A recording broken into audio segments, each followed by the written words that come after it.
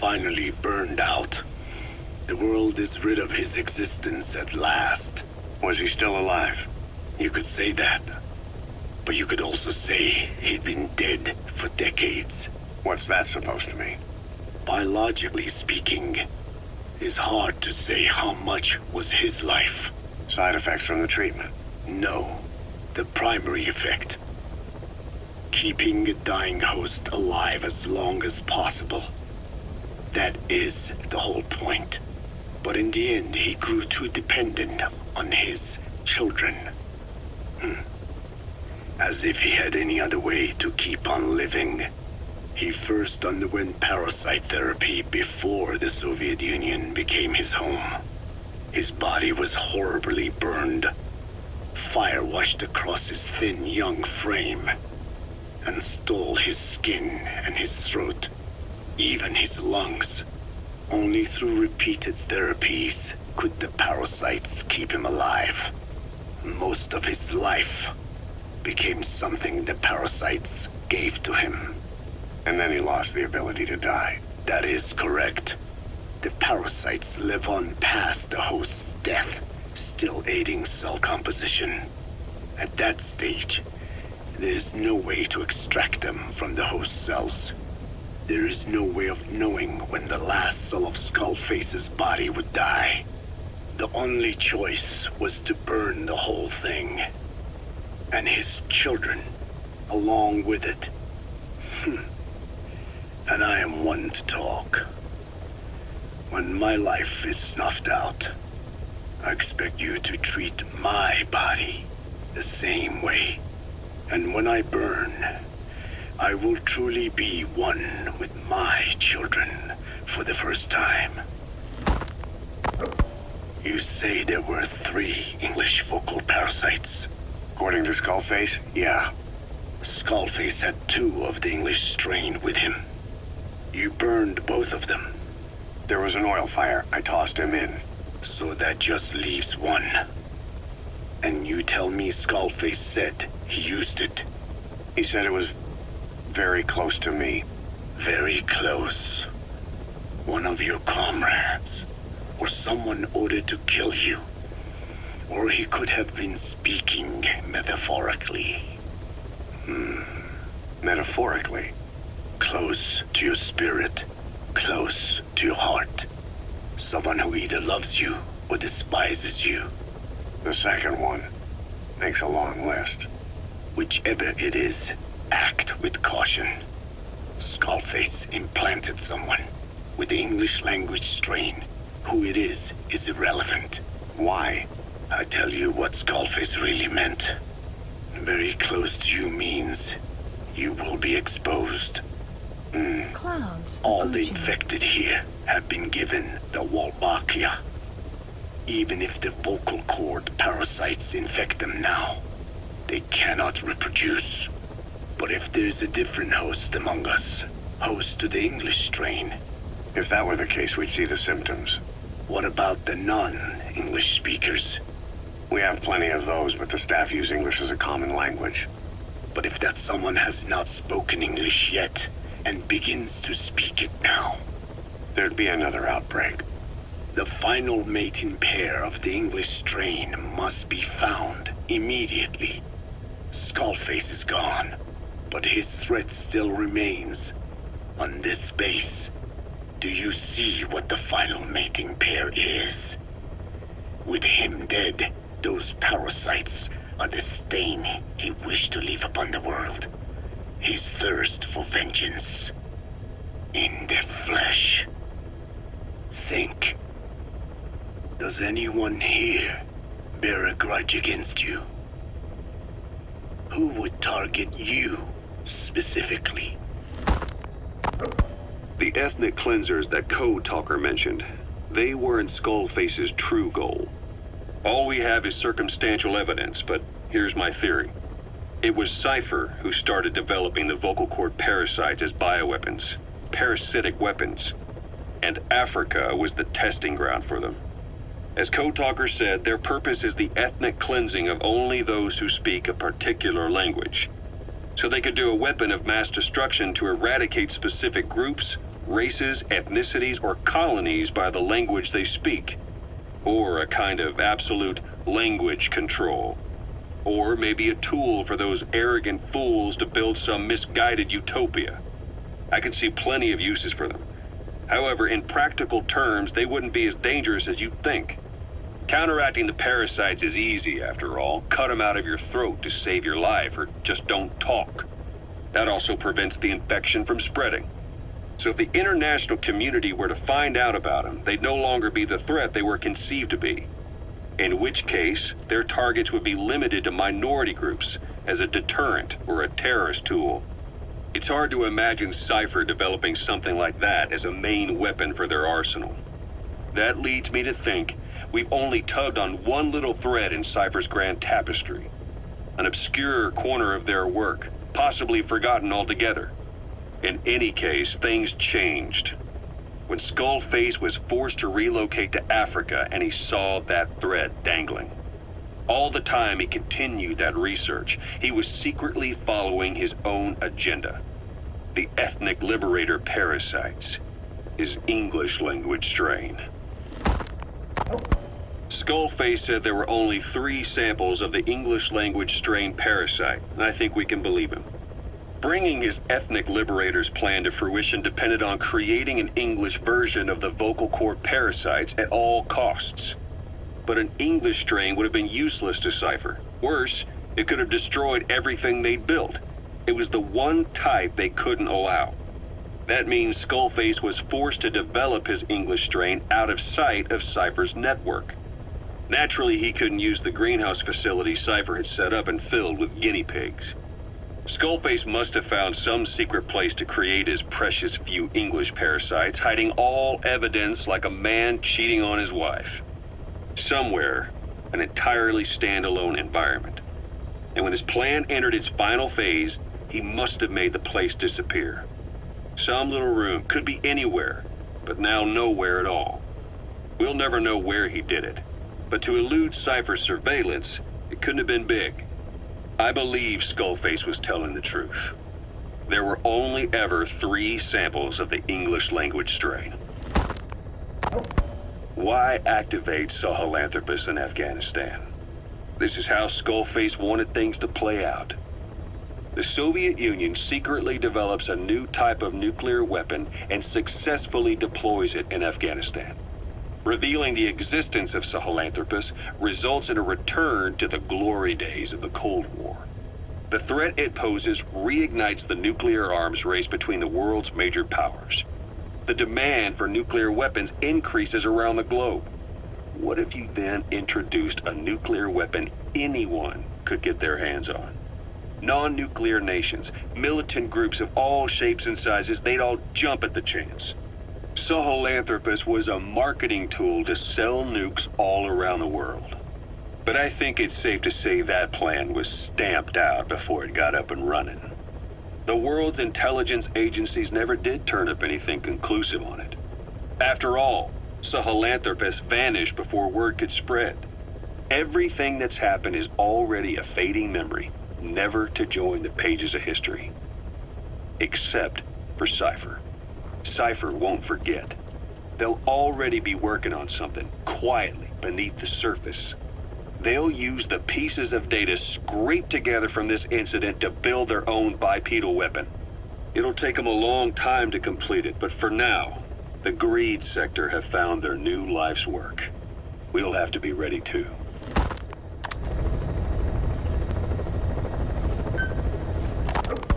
Hewitt's dug up some interesting facts about our skull-faced friend. 9 years ago, he was exiled to South Africa, stripped of political power. The upshot's that he ceased being a serious threat, in Cypher's eyes anyway. They eased up on surveillance, giving him an opening to establish his own military unit, one that answered to his will alone. Those men likely had no idea their orders were coming from Skullface.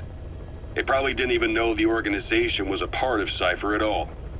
Anyway, it was in South Africa where he found renewed interest in parasites. And when he discovered the vocal cord parasites, he began to make his plan. Wipe the English language out of existence. free the world, not by taking men's lives, but by taking their tongues. In his eyes, the greatest symbiotic parasite the world's ever known isn't microbial. It's linguistic. Words are what keeps civilization, our world, alive. There was something Skullface said.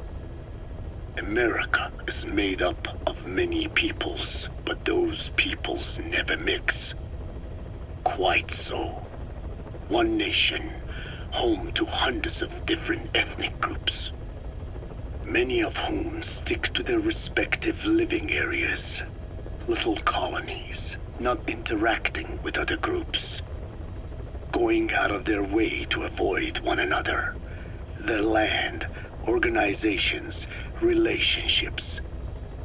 Thus, the United States of America is no melting pot. It is more of a salad bowl. It is not made up from one people, but for its minorities to function in society, a common ground is needed. Language. Even if the country is not one. No, because it's not one, a lingua franca is necessary. English. American hegemonism was born from the illusion that English could unite diverse ethnicities. In taking in people from around the globe, America became a microcosm of it. Now the boundaries between it and the rest of the world have become blurred. However different our neighbors may be, English enables us to create symbiotic relationships with each other. If English can bring unacquainted neighbors together in America, this should hold true for the world. This salad bowl that is the world can also become one.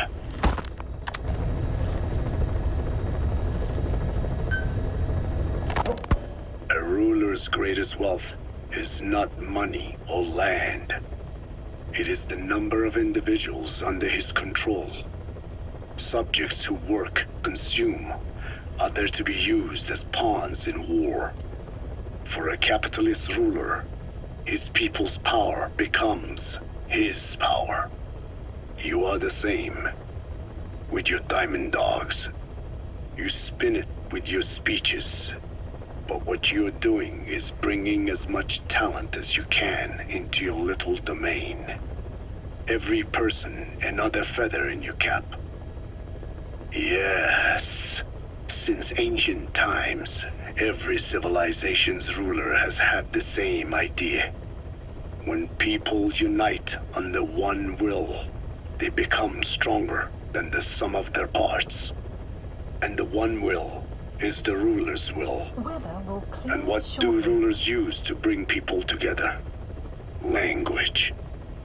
In the Old Testament, it is written that only one language was spoken in Eden.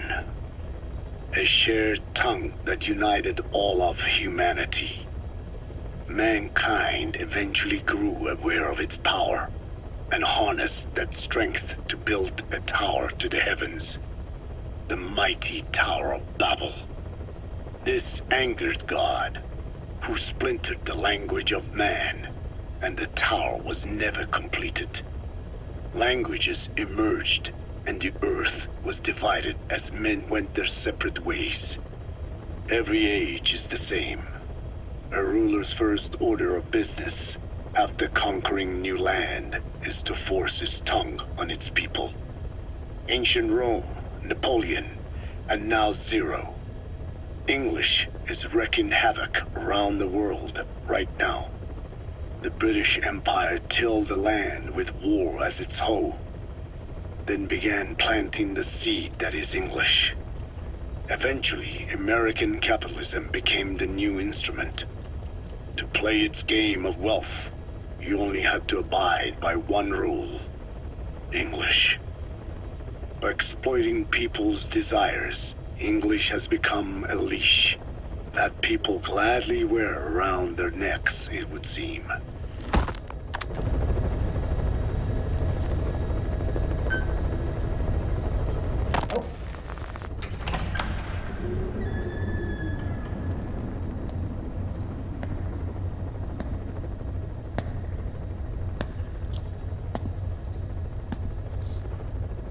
Ya'at e.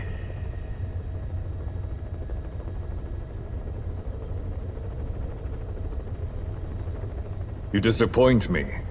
Have you forgotten my face? Leave me be. You won't respond to anyone else, so I figured it must be me you wanted to see. But now you won't even look at me. Have I not suffered enough? Not until you've eased my suffering first. To tell you the truth, old man, I'm in a bit of a bind. It's about your children. You know what I mean? The parasites. The ones that infect a man's throat, killing him if he speaks their language. They must not be allowed to multiply. You are allowed to live only in order to help me. But you don't want to, do you? So why not choose death instead? Because you want to protect the Diné and their land from me. That's your purpose, isn't it? Don't lose sight of that now. It's in your interest to cooperate. Because if you don't... Madness. The parasites can't detect your people's tongue. So I'll just have to resort to more heavy-handed means. I have the greatest respect for your people. I would rather avoid such a thing, but we don't always get our way. I was born a tiny mote in a mighty tempest, and until those winds abate, all I can choose is how to act when they blow me this way or that. Tell me, Code Talker, what happens to a man infected with a pair of your parasites? Can they be removed? Can the full-blown symptoms be prevented? It is impossible to remove the parasites alone. They have too close an affinity with humans. Then how do you stop the symptoms from developing? All right. I was hoping for an answer now, but perhaps you just need a little more time. I'll be back soon. I've set up shop, not far from here. We'll be seeing a lot more of each other. If you're close by, then it is almost complete. We're in the final phases. All that's left is to see if I can actually disable a nuke, with the help of your metallic archaea. Once that's done, I won't have to return here again, and your suffering will end, as will your people's. We're almost finished, Code Talker, each in our own way. My only regret will be not finishing you. There's nothing stopping you. I'm only alive because you want me that way. Ridiculous. As you wish. My regret is this misunderstanding between us. You and I, our goal is the same. We should be working together. A symbiosis. You do not know my mind. I simply want the Diné bloodline to endure. Really now? You're just another mote in the storm.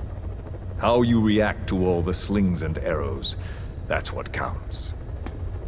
That's why you call those squirming monsters your children.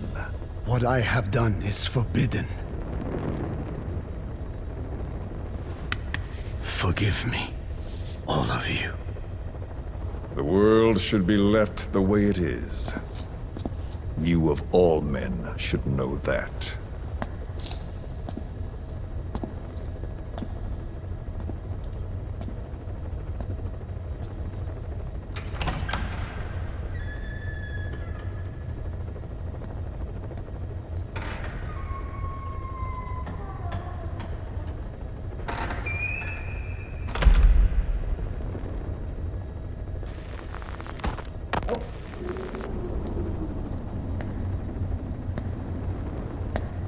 Forgive me, but my schedule has changed.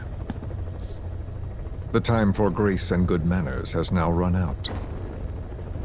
Please. Torture will not work on me. Surely you know this. Oh, I have no intention of getting rough with you. You haven't been beaten. Your hands aren't even tied.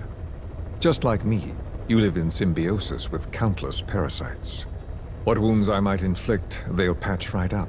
You might feel considerable pain, but I've no doubt you can withstand it. Then what do you plan on doing? I have a soldier standing outside.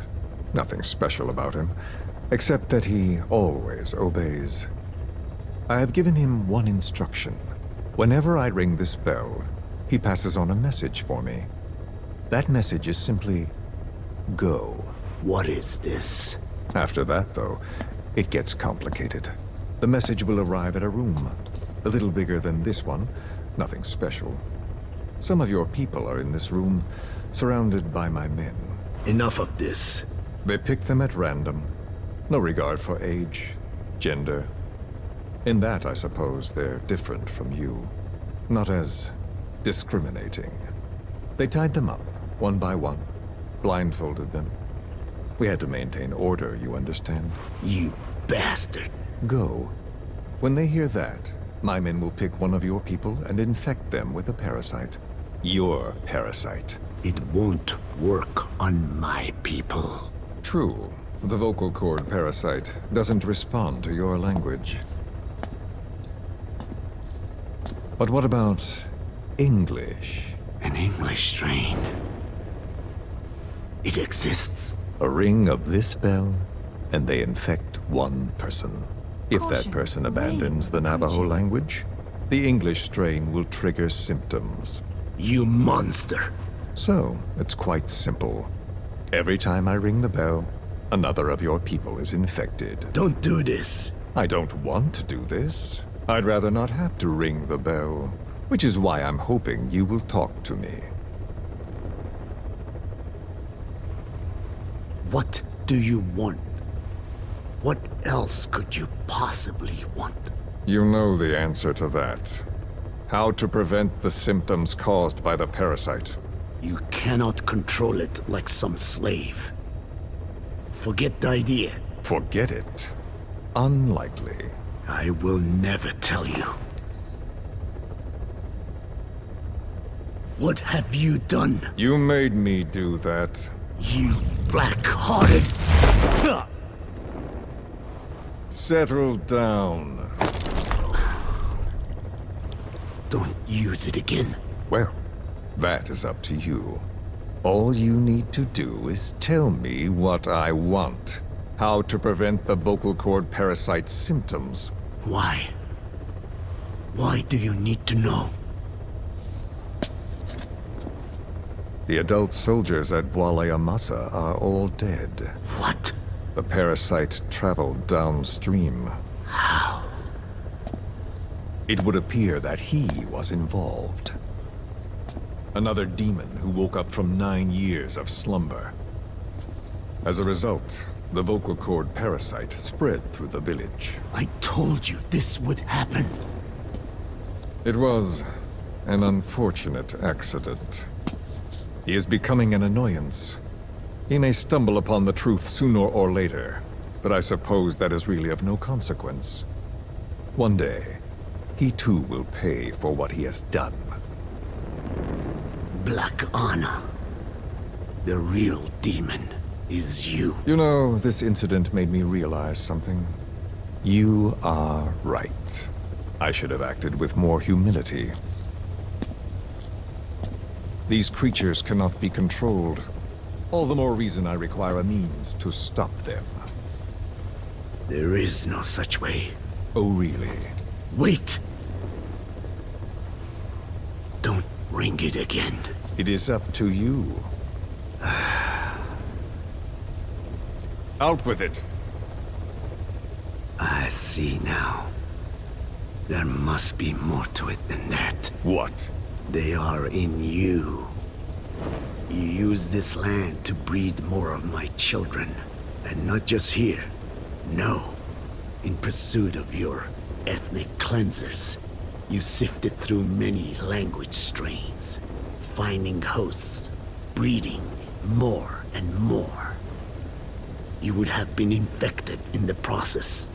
Infected with countless strains. Most likely your mother tongues as well. Romania, northern Transylvania. You found that one too. Yes, the Hungarian strain that responds to the CK's dialect. Silence! Black Anna. It is you who shall pay.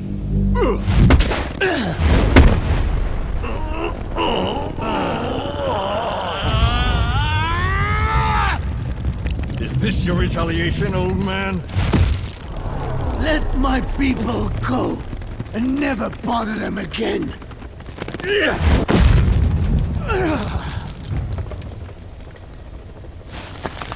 You heard me. What now? What? No! What are you doing? I am not afraid. I probably have every language strain inside of me. Meaning all the world's languages are already lost to me. But that suits me fine. If need be, I myself can produce whatever strain is needed. And that means nothing to you. If you are infected, you can never again speak your mother tongue. Otherwise you will die. As will every one of your countrymen. A few words here and there won't trigger the symptoms. And besides, the time is not yet right to show this face in my homeland. Not until my revenge is complete. Now... Stop! We're out of time. I have to get going. Well... No!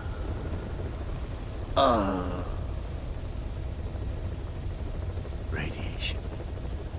It's radiation. Radiation, of course. So it can be used. But how much? I do not know. Radiation denatures their reproductive cells, preventing them from mating. Same principle as the sterilization technique. The reproductive cells are more sensitive to radiation than the rest of the body. But I have not tested it. There is no telling what mutation could result, or how the host may be affected. Not to mention what could happen if this is done post-infection. I don't care. This plan goes into action now. As long as it works, the details can wait. You wouldn't be lying to me, of course, old man. I can guarantee nothing. I owe you my life. My body has been burned on countless occasions, but it survives, thanks to your children. That is why I trust you. Then do not repeat my mistake. What's that?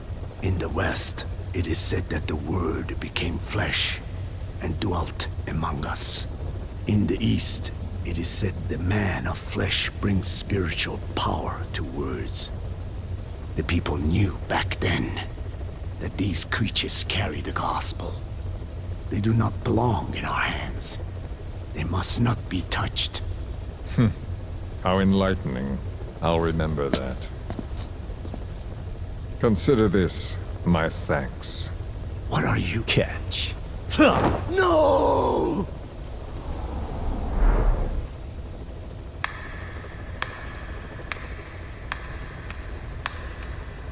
The weather will clear shortly.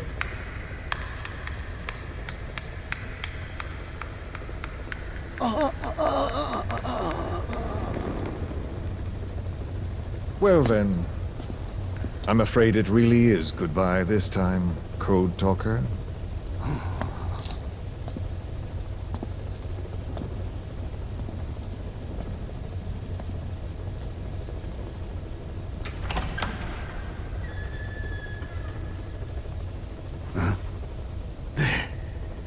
There is no soldier. Huh. Now where did he run off to? Guess he wasn't as obedient as I thought. There never was any soldier. So long. You! How dare you!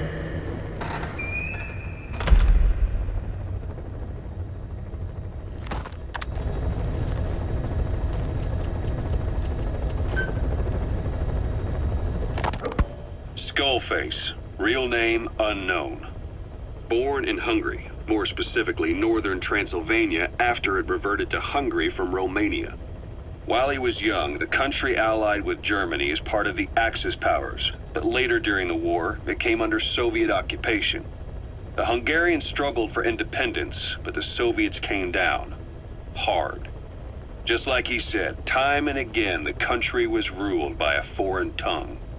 When he was a young boy, he lost his native language, the bedrock for any developing child. His country, his family, his face, his identity, everything was stolen from him. All he had left was his skull. Skullface first tried his hand at espionage during all the chaos from the war. Agents, military officials, and soldiers who operated out of Hungary during the war vanished over the course of several months. This Soviet spy hunt rocked the counter-intel world. Mysterious fatal illnesses, accidental deaths, drownings, people having strokes behind closed doors. Just like Stalin, no one knew who was behind it. But all you need to do was look for who had the motive. They were all taken out by a man without a face.